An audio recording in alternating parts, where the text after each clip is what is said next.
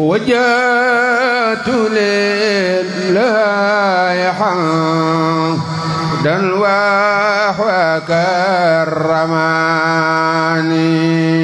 asalaamualeykum wa rahmatullahi taala wa barakatuhu mbokk julli di mbokk taalibe yi bu ngeen dégloo ni ñu ubbee ngeen xam ni bés bu mag ba bés man doon xaar bés bi nga xamante ni moom la ñu jagleel Serigne Sam Mbaye di 4e édition ci Kaolack Touba Ndorong mbokk yi bés bi nag ginnaaw bi ñu ci amee ndigalu Serigne Mouhamadou Mountakha Mbacké Bachir xalif général des Mourides Serigne Mame Cheikh Mbaye xalifa Serigne Sam Mbaye ak mboolem njabootu Serigne Sam Mbaye yu si mel ni Serigne Ibrahima Mbaye ak it Serigne Moustapha Mbaye mbokk yi Serigne Touba Sam Ndiaye si Kaolack ak it mboolem taalibe yi ñoo leen di yëgal bés bu mag bii di cantub Serigne Sam Mbaye di bés bi nga xamante ni nag ñu ngi ko jagleel borom xam-xam bu sell ba yarkat ba ki nga xamante ni moo teg ndaw yi si yoonu siratal mustaqim ñuy fàttali ko ay jëfam ànd seeg njabootam ak mbokk taalibe yi bés bi mbokk yi ñooñ ko fas yéene amal si programme bu am solo ndaxte ginnaaw bu ñu dalalee gan yi si suba si dinañ amal nag jàngub alquranul karim bu 9h jotee ba 14h ñu julli bernde buñ fa jógee ñu amal xasida yi si ngoon si ba tey dinañ amal conférence bokk na si programme bi ñu fas yéene si ànd ak Serigne Abdoulaye Diop Sam talibé Serigne Sam Mbaye di conférencier bis bi ñu ngi si fas yéene ànd ak Serigne Bara Touré moom Serigne Abdou Karim Touré bu ñu demee nag ba 20h ñu wéyal guddi gi ànd si nag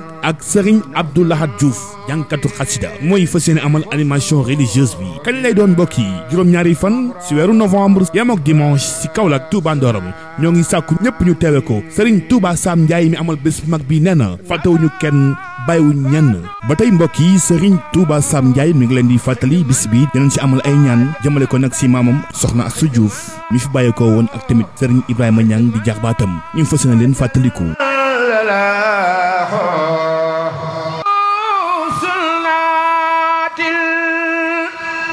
بيداء